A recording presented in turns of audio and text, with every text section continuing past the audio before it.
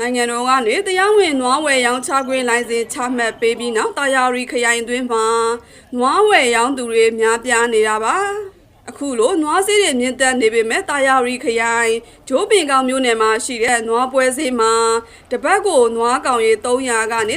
350အထိအယောင်းဝယ်ရှိနေကြတာလည်းဖြစ်ပါတယ်ဒီနွားပွဲဈေးမှာတာယာရီခရိုင်တွင်းကနွားပွဲစားတွေတောင်သူတွေကလာရောက်ရောင်းဝယ်ကြပြီးနွားပွဲစားတွေအနေနဲ့တရုတ်ပြည်ကိုတင်ပို့ရောင်းချဖို့ဝယ်ယူကြတာဖြစ်ပြီးတောင်သူတွေကခိုင်းနွားတွေအလှဆင်နွားတွေကိုအယောင်းဝယ်ပြုလုပ်နေကြတာလည်းဖြစ်ပါတယ်ဟိုပါပေါ့ဗျာနွားတော့ဗရမများမျိုးနွားသေးဖြတ်လို့တော့မရဘူးဟုတ်လားသူကလည်းသူ10သိန်းတန်နဲ့နွားလည်း10သိန်းတန်ဝယ်သွားတာပဲ15သိန်းတန်လည်း15သိန်းတန်ဝယ်သွားတာပဲဟုတ်လား9သိန်းတန်နွားလည်းရှိတယ်10သိန်းတန်နွားလည်းရှိတယ်သူကအစားသားပေါ့ဟုတ်လားဒီကျုပ်တို့ကဒီတာရီခိုင်နေရပဲလာရောက်နေကြတာပဲသူကလူသွားလာပြီးရောင်းချနေကြတာ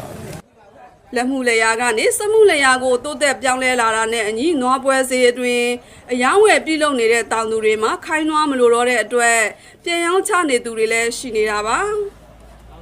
ဒါအပြင်စီးပွားရေးအစီအမပြေလို့ပြန်ရောင်းသူတွေလည်းရှိနေပြီးနွားတကောင်ဈေးနှုန်းမှာအနည်းဆုံးကျပ်8သိန်းကနေ25သိန်းအထိရှိနေတာလည်းဖြစ်ပါတယ်ဟိုလက်စမှုတွေကထွန်းကားတဲ့အတွက်နွားမသုံးတော့ဘူးပေါ့မသုံးတော့ရောင်းတာတွေရှိသလိုစီးပွားရေးကြောင့်ကြက်တဲ့မှုကြောင့်ရောင်းတဲ့တွေလည်းရှိတာပဲလူကတော့အမျိုးမျိုးတော့ရှိကြတယ်နော်အလားအပပြပြရရဝဝဖိုင်မိုင်ခုံမီထောင်းမီရောင်းမီဆိုရင်အနည်းဆုံးဈေး25တပတ်လိုက်စီးပွားရေးနဲ့ကုသရေးဝန်ရေးဝန်ကြီးဌာနရဲ့ခွင့်ပြုချက်နဲ့ကုမ္ပဏီပေါင်း198ခုကလုပ်ငန်းလိုင်စင်ရရှိခဲ့ပြီးအဲ့ဒီကုမ္ပဏီတွေဟာ2018ခုနှစ်နိုဝင်ဘာလကနေ